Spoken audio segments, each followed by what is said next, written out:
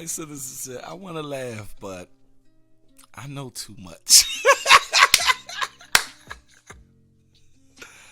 I see Arabs, Indians, Chinese, etc. come to this country, and within 5 years, their bottom 10% are better than our top. Damn. Like always, my man, Polite Citizen, is going to grace us with his presence. What's good, my man? What's good? Doing good, doing good. Your panel's looking very good, man. Yeah, it looks different. This looks phenomenal. Thank you, man. Thank you. I told y'all, when I put my mind into it, I does it. And the logo is coming soon. POOKIE, not a POOKIE podcast. What's up, my brother? What's up? Yeah, more to the topic. What I find fascinating about this situation is, I'm going to repeat what I just said in that comment. Is living in a country where the area of the country that I live in is very diverse. Mm-hmm. You see Indians, Arabs, Chinese people, like various kinds of Sri Lankans or whatever. Mm-hmm. When they come to this country, the bottom 10% of their population does better than the top percent of our population. For us, a lot of us are so we're so used to to just kind of accepting our role in the society that even just saying that it really doesn't resonate. It really doesn't hit hard. But just, I want everybody who's listening to really just take a second and really think about how absurd that is. Their bottom 10% being better than our top 10%. They're class of people who work like a minimum wage jobs or bus driving or jobs that really aren't glamorous. They're still able to buy big homes. They're still able to live very well. They're still able to raise kids to go on to be very productive in this society, regardless of what it is that they do.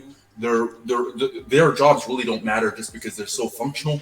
Right. But it's just, their bottom 10% being better than our top 10%. That's depressing. It is, man. And I try to tell people that if you guys look at our current black woman, they lose in every category. They lose in parenting. They lose in marriage. They lose in having children out of wedlock. They lose in STDs. They lose in education, even though they want to always tout that they are the most educated. No, Tommy Sotomayor debunked that shit years ago, where he said they're the most enrolled in DeVry or something. You know what I mean? And they just don't understand how they look out here. And that's why I really entitled this episode the reason black women are not taken seriously. And they don't even understand, they don't even have the wherewithal of how they're looking. Now, I could say it's cognitive dissonance, but I can't. Because they're not even cognitive of what they're doing. They think what they're doing and their behavior and how they act is, I seen this meme earlier and it just ticked me off. It said, you said she reacted in a black girl attitude, but you ain't asked what got her there, what you said to get her there. But the thing is, you can't, and I say this, and everybody knows what I say. You cannot change or control someone, what they do to you. You know what I mean? But you can control how you respond. And that's what they don't get. I swear, I know exactly how a black woman is going to act if I go up to her and say, "You fucking bitch." Now, that's vulgar, right? And most people are like, whoa, what the fuck is you? But I can critique and almost predict how they're going to act. And that's scary. You see what I mean? I'm talking about from the one who's making the most money, the most educated one, and like you said, in other cultures, their worst is our best. So at the end of the day, the highest of the high of us is going to relate and always act like the one that's low. Do you see what I'm saying, polite citizen? Exactly, spot on. Like the fact that we don't have the same kind of class stratification that other cultures do.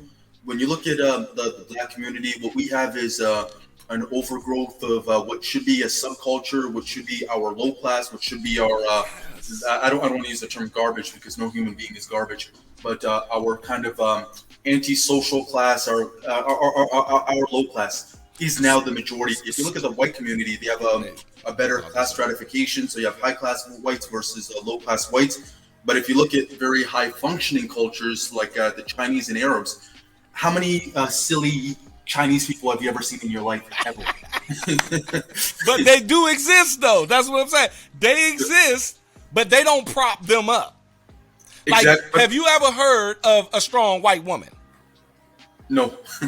And I told this before, and if you guys watch Hollywood and how Hollywood try to portray these shit, just like that 1001 movie with Tiana Taylor and shit, where, you know, they always praise the single black mother in these movies, right? They always praise them. Oh, she's strong. Oh, she's going to get her kid, like in Losing Isaiah with Holly Berry back in the day. Yes, I dated myself, and I am about to be 40 next year. But at the end of the day, they always now watch, and I want y'all to go do this test. Just go do the test and see for yourself.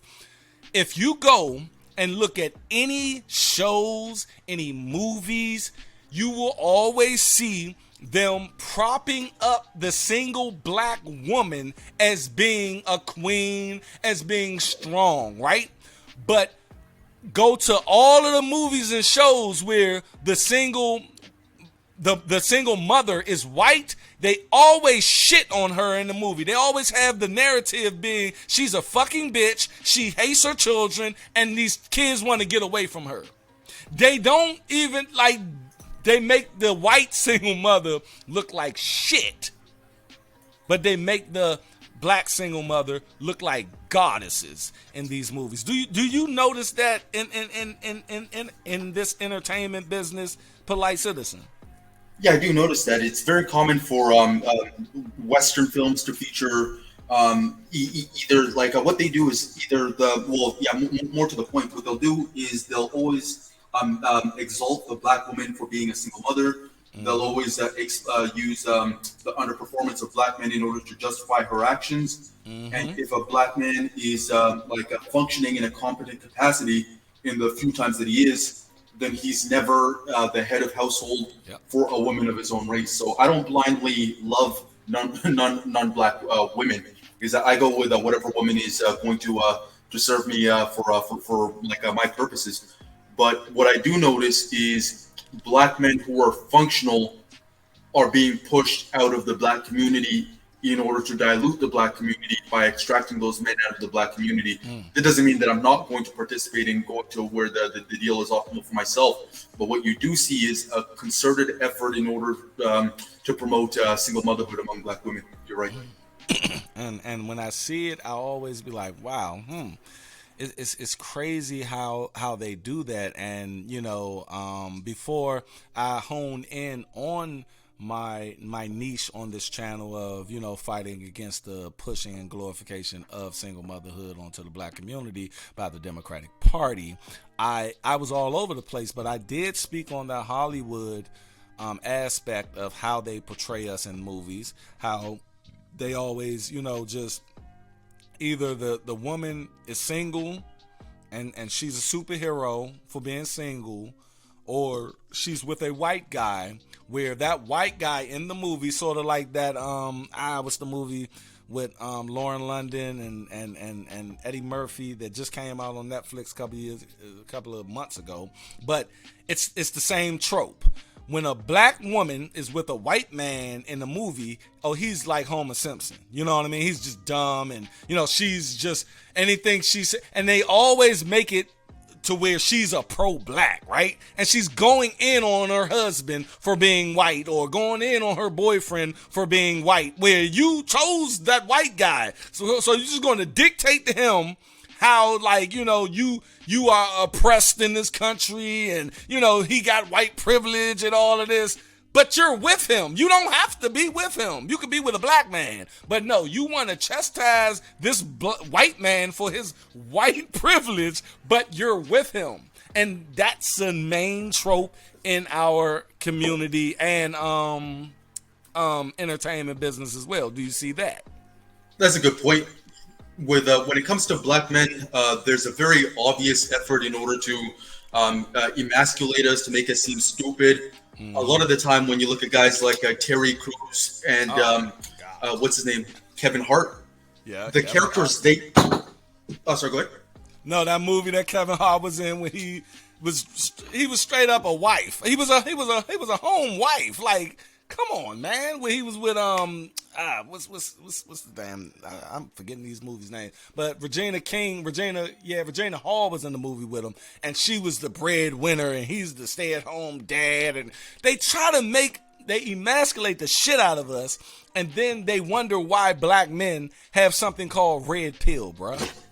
Exactly. A lot of the time with black men who don't frequent these spaces, we've been beat down so much that no matter how obvious it is, no matter how concerted it is, no matter how absurd, even Terry Crews is in every single movie he plays in, no other race of man would play such degrading roles about themselves.